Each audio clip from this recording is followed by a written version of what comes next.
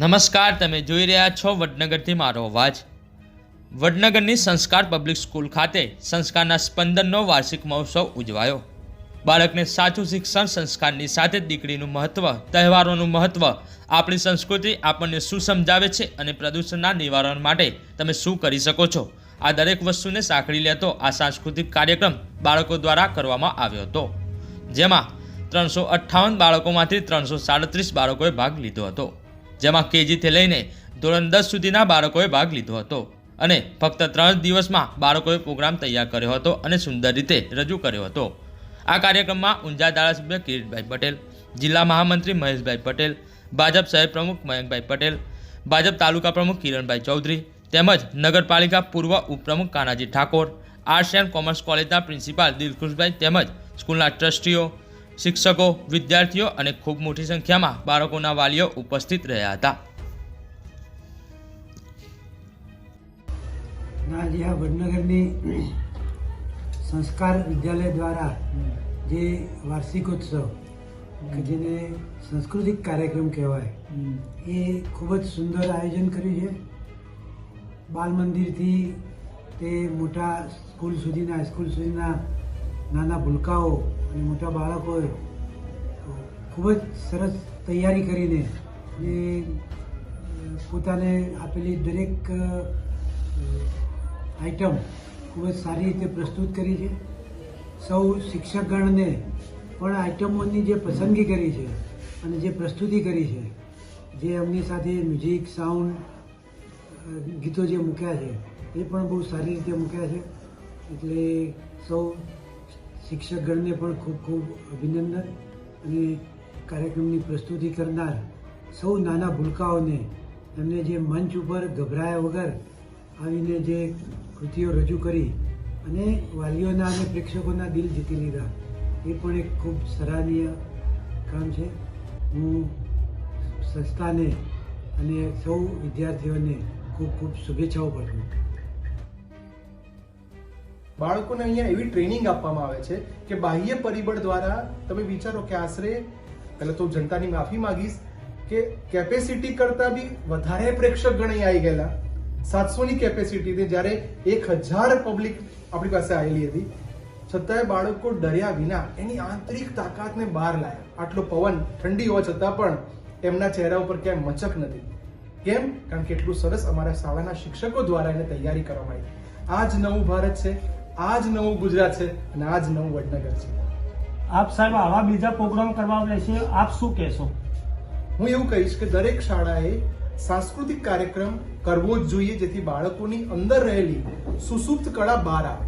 એ માટે અમે દીકરીઓ માટે ખાસ વડનગર ખાતે અઠવાડિયામાં એકવાર કરાટે ક્લાસનું પણ આયોજન કરેલું છે. કેમ? આપણી દીકરીઓ બળવાન હોવી જોઈએ, કોઈ પણ સમસ્યાની સામે લડી શકે. નંબર 2, સાથે સાથે અહીંયા બાળકો માટે મોટિવેશનલ કાર્યક્રમ રાખવામાં આવે છે, જેથી ક્યારેક એ લોકો ટેન્શનમાં આવે, તણાવમાં આવે તો એ તણાવને દૂર કઈ રીતે કરી શકાય. કારણ કે આવનારી પેઢી પાસે શિક્ષણ તો હશે પણ સંસ્કાર નહીં હોય, મંદિર તો હશે પણ ભક્તો નહીં હોય, એવી સ્થિતિ અમારે નથી કરવી. અમારે બાળકોને ખૂબ તૈયાર કરવા છે. આવા પ્રોગ્રામ કરવા પછીના બાળકોની આ સ્કૂલની અંદર ભરતી કેટલી થવા પામી? બહુ સારા પ્રશ્નો પૂછી રહ્યા છો. આ સ્કૂલને 3 વર્ષ થયા. પહેલા વર્ષે સંખ્યા હતી માત્ર 57, બીજા વર્ષે જનતાનો બહુ સારો સાથ મળ્યો અને બાળકોની સંખ્યા આશરે 226 જેવી પહોંચી અને ત્રીજા વર્ષે 358. અને અમને પૂરેપૂરો વિશ્વાસ છે કે અમે જે રીતે બાળકો પાછળ પ્રયત્ન કરી રહ્યા છીએ, આવતા વર્ષે અમારું એક જ લક્ષ્ય છે, વન ટીમ વન નેશન. એની જેમ 750 સંખ્યાને ક્રોસ કરવી છે અને 1000 વિદ્યાર્થીઓ થાય તો પણ કંઈ નવાઈ નહીં. એની માટે અમે બાળકોની અંદર 12મા સુધીનું નહીં, જીપીએસસી, યુપીએસસીની બી તૈયારી અહીંયા જ થાય એ માટેના વર્ગો પણ અહીંયા શરૂ કર્યા છે. સાહેબ, આ સ્કૂલની અંદર બાળકો માટે શું શું પ્રવૃત્તિઓ કરવામાં, નવી પ્રવૃત્તિઓ કરવામાં આવી, આ વિશે શું કહેશો? નવી પ્રવૃત્તિની અંદર એક ડાન્સ ક્લાસ શરૂ કરવામાં આવ્યા, એક કરાટે ક્લાસ શરૂ કરવામાં આવ્યા. હવે આવતા વર્ષે બાળકો માટે સ્કેટિંગ, જે મોટાભાગે ખાલી શહેરોમાં થતું હોય છે, આપણા ગામડાના બાળકો ખરેખર બહુ જ અંદર, એમની અંદર એટલી બધી પુષ્કળ તાકાત છે, એને બહાર લાવવા માટે આપણે અલગ અલગ વ્યવસ્થા કરવી છે. કદાચ એવું પણ બની શકે કે અહીંયા અમે અલગ અલગ વર્ગો દ્વારા બાળકોને ખૂબ ઊંચાઈએ લઈ જઈએ છીએ. સંસ્કાર ચેરિટેબલ ટ્રસ્ટમાં હું પ્રમુખ તરીકે છું અને અમારી સંસ્કાર પબ્લિક સ્કૂલમાં જે આ પ્રોગ્રામો છેલ્લા 3 વર્ષથી થઈ રહ્યા છે એના લીધે બાળકોની આંતરિક શક્તિ બહાર આવે છે અને આજનો દિવસ એટલે સ્વામી વિવેકાનંદને યાદ કરવાનો એક દિવસ છે. યુવાનોના પ્રેરણા સ્ત્રોત અને એમનું ટેલેન્ટ બહાર લાવવા માટે સ્વામી વિવેકાનંદે કહેલું કે મારા દ્વેષ સામે જોશો નહીં, મારા સંસ્કાર સામે જોઈ અને આગળ વધજો. આ વસ્તુ આપણે અત્યારે બહાર લાવવા માટેના પ્રયત્ન કરી રહ્યા છે અને આવનારા વર્ષોમાં અમારા વડનગરમાં કેટલાય લોકો અને એમના આ મધ્યમ વર્ગના બાળકો આગળ આવે અને આઈએસ ને આઈપીએસ બને એવી અમારા લક્ષ્ય સાથે અમે આગળ વધી રહ્યા છીએ. નામ મનન ભાવસાર, ટ્રસ્ટી સંસ્કાર પબ્લિક સ્કૂલ.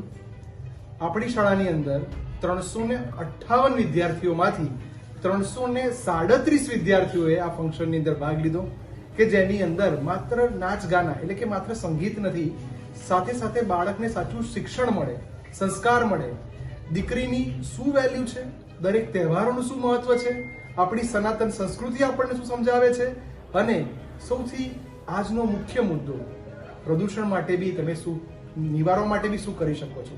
આ દરેક વસ્તુને સાંકળી લેતો આજનો આ કાર્યક્રમ કે જે અદ્ભુત બાળકો દ્વારા તૈયાર કરવા, આખો કાર્યક્રમ બાળકોએ જ સંચાલિત કર્યો, બાળકો દ્વારા જ થયો અને એની પૂર્ણાહુતિ પણ બાળકો દ્વારા જ થશે. વડનગર મુકામે પહેલો પ્રોગ્રામ એવો કે જેની અંદર માત્ર ને માત્ર બાળકો દ્વારા, બાળકો માટે અને બાળકોની માટે તૈયાર થયેલી આ સુંદર સંસ્કૃતિ એટલે કે સંસ્કારોના સ્પંદન. ભાગ લેવાના બાળકો કેટલા વર્ષના હતા સર? બાળકોની જો વાત કરવા જઈએ તો કેજી થી લઈને ધોરણ 10 સુધીના બાળકો તમામ આમાં ભાગ લઈ રહ્યા હતા.